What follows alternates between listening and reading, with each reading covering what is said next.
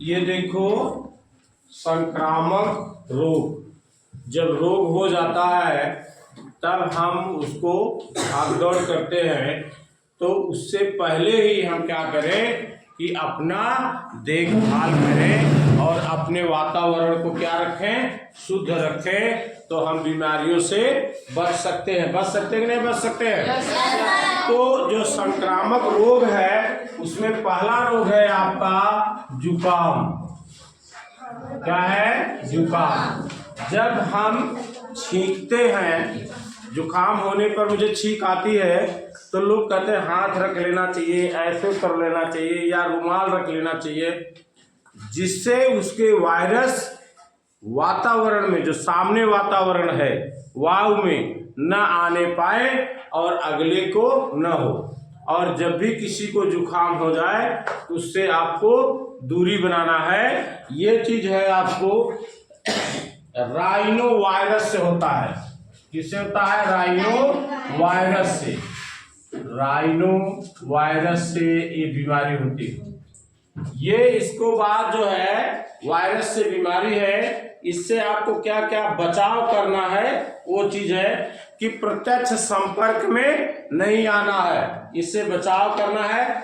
और जल, गर्म जल, पानी को क्या करना चाहिए, गर्म जल करके उसको ठंडा करके पीना चाहिए।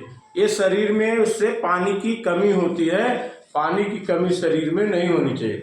दूसरा है चेचक। दूसरी बीमारी क्या है? चेचक।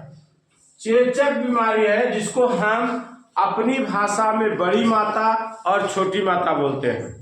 और देखे होता क्या है कि मरीज को एक जगह साफ सफाई करके उसको जो है कर दिया जाता है और उनके बिस्तर पर नीम की पत्तियां और अगल बगल नीम की पत्तियां लगा दी जाती है। लगाई जाती है नहीं लगाई जाती है? वही चीज है। इसलिए था कि वो विज्ञान से जोड़कर कहा जाता था कि माता जी नाराज हो जाएंगे, कहा जाता था ना, साफ सफाई रखो नहीं तो नाराज हो जाएंगे। ये होता था आपको वेरियोला वायरस से। वेरियोला वायरस से। इसमें जो है आपको एक होम्योपैथ दवा आती है, उसको भी खाना चाहिए और बचत करना चाहिए इससे कि आपको अलग एक जगह रूम में रहना चाहिए, हर जगह नहीं घूमना चाहिए। ये होता है वायु द्वारा फैलता है। किसके द्वारा? वायु द्वारा फैलता है। अब इसके बचाव क्या होते हैं?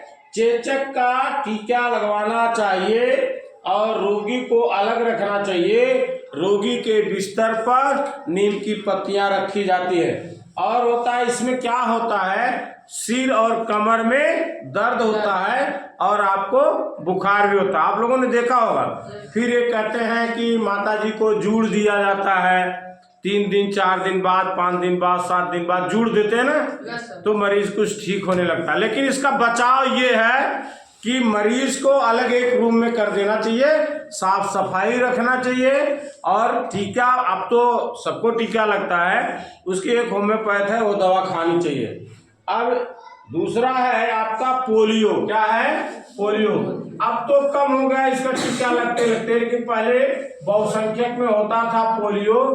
पोलियो होता था कि आपको क्या करना है, एक पैर, एक हाथ या दोनों पैर, विकलांग जिसको बोलते थे, हो जाता था। बहुत लोगों को आप लोगों ने देखा होगा जो व्हील चेयर वगैरह पे चलते हैं, देखा होगा आप लोगों ने ना, तो वो चीज है पोलियो।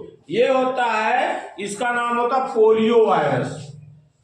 क्या नाम होता है? Polio virus. Polio virus